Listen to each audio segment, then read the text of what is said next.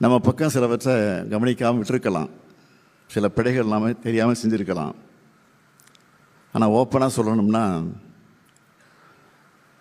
அதனாலலாம் நாம் தோக்கலை. குழந்தைகள் புதுசாக ஒரு பொம்மையை பார்த்தா அது வேணும்னு விரும்புவாங்க. ஆனால் 2 நாளில் அவங்களுக்கு அது போர் அடிச்சிடும், தூக்கி போட்டுருவாங்க. அப்படித்தான் தங்களுக்கு பிடித்த நடிகர் ஒருத்தர் கட்சி ஆரம்பித்ததுனால ஒரு ஆர்வத்தில் வாக்களிச்சிருக்கிறாங்க. கொஞ்ச நாள்லேயே இந்த பொம்மை மேலே அவங்களுக்கு இன்ட்ரெஸ்ட் போயிடும். குழந்தை அம்மாவை தேடுற மாதிரி நம்மளைத்தான் நம்ம மக்கள் ஏக்கத்தோடு தேடுவாங்க. நான் ரொம்ப பணிவோடு சொல்கிறேன், கடந்த 50 ஆண்டுகளில்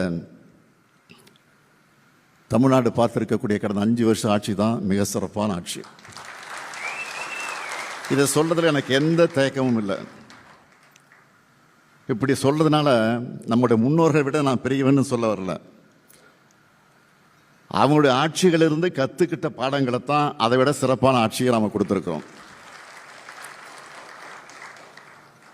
நாம் முடிச்சு வச்சிருக்கக்கூடிய பணிகள், பாதியிலே நிற்கக்கூடிய பணிகள்லாம் திறந்து வச்சுட்டு இருந்தால அடுத்த 5 வருஷத்துக்கு ஏதோ ஒரு திட்டப்பணியை புதிய ஆட்சியாக திறந்து வச்சுக்கிட்டே இருக்கலாம். அவ்வளோ பணிகள் மிச்சம் இருக்குது. அதனால் நீங்கள் யாரும் கில்ட்டியாக ஃபீல் பண்ணாதீங்க, கவலைப்படாதீங்க. நமக்கு தரப்பட்ட வேலையை நாம் சிறப்பாக செஞ்சுருக்கிறோம்.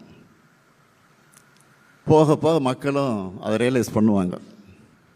இப்போ நடந்திருக்கக்கூடிய தேர்தல் அரசியல் சுனாமி இல்லை, அது சினிமா சுனாமி தான். சினிமா கவர்ச்சியை முதலீடாக்கி மக்களை மயக்கி வாக்குகளை வாங்கியிருக்கிறாங்க.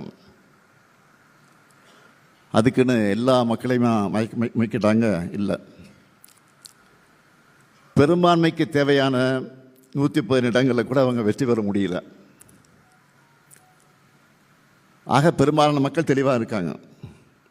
கணக்கு போட்டு பாருங்கள், அந்த கட்சி நடிகர் கட்சி எவ்வளோ வந்திருக்கு? 107.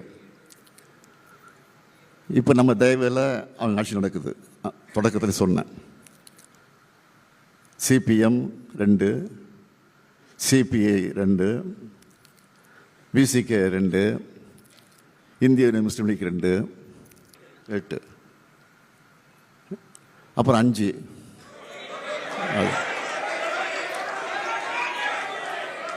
ஆக